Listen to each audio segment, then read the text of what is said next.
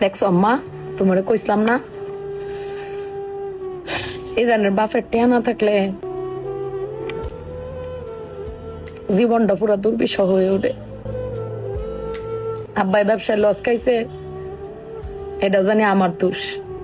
মানুষে কইতাছে দুলাল ভাই ব্যবসাত লস খাইছে, বড় একটা সেরি নাকটাও বুসা কাইলিয়া বেড়ার নাই টিয়া, সেরিটারে বিয়া দিব কিবা। সমাজ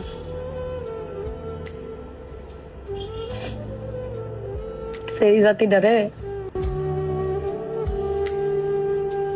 এই সবকে সবসময় দেখে। সত্যি কথা কইতাম মা, সেরানা বাপের না টিয়া থাকলে এই সেরানের আসলে জন্ম লওয়াটাই ঠিক না।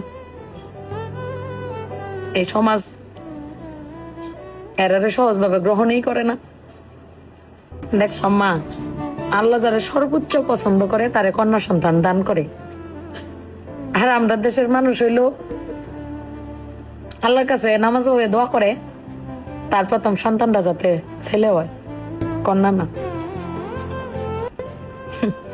অদ্ভুত মানুষ জাতি।